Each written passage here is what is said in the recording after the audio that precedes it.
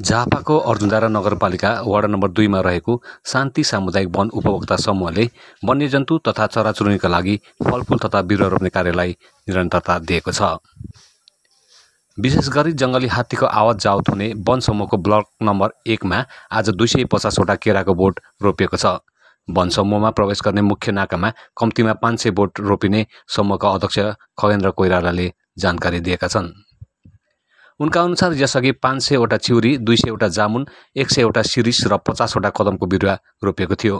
यसैगरी वन डिभिजन कार्यालय झापाबाट उपलब्ध हुने 500 वटा फलफुलको बिरुवा सहित 1000 वटा बिरुवा वन क्षेत्रमा रोपिने भएको छ।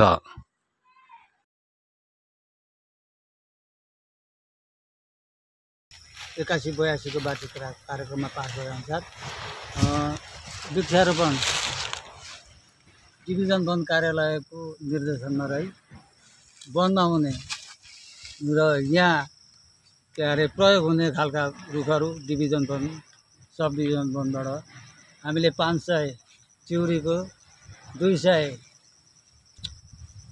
अम्मक हैन अनि रङकाठ र त्यही कार्यक्रम सिलसिलामा यो हात्ती वन्यजन्तु संरक्षणको लागि हामीले यो साल ब्लक नम्बर 1 मा 500 भन्दा बढी केरा रोप्ने हामीले समितिको निर्णय अनुसार अहिले आज 250 भन्दा माथि हामीले आजबाट सुरु गरेका छौं र हाम्रो लक्ष्य 500 क्रस गराउने यो वर्ष, यो आर्थिक वर्षमा।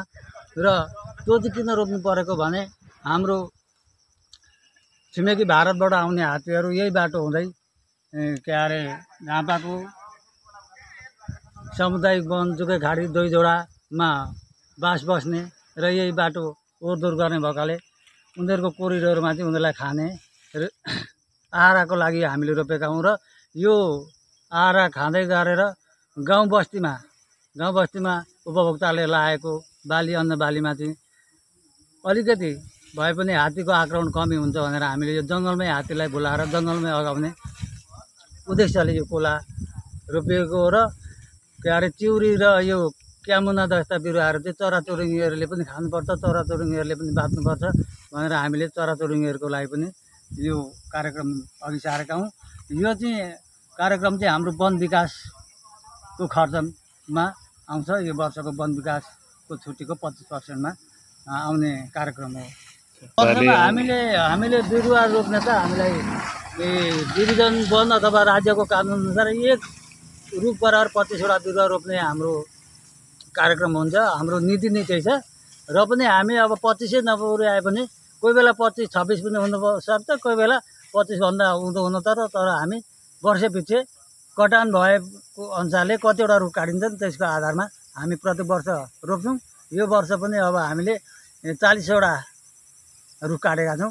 अब 40 को हिसाबमा लगभग हामीले पुर्याउन आँटेका छौं। हामीले प्राय ब्लक नम्बर 1 मै खाली जग्गा भएकाले यो वर्ष ब्लक नम्बर 1 मै हामीले रोपिरहेका छौं। र हामीले ब्लक नम्बर 4 को शिकारी कल्चीमा हात्तीहाल अथवा चराचुरुङ्गीले पानी खाने भनेर एउटा पोखरी बनाएका छौं। त्यो पोखरीको वरिपरि पनि हामीले फलफुलका बिरुवा कोलाहरू लगाएका छौं। अब आज हामीले 250 आज भोलिमा कतिमा सक्छौं। यसलाई 500 क्रस गराउने हाम्रो उद्देश्य हो। 500 क्रस गराउने यो वर्षलाई अनि आगामी वर्ष थप्दै विभिन्न ब्लकमा थप्दै जाने।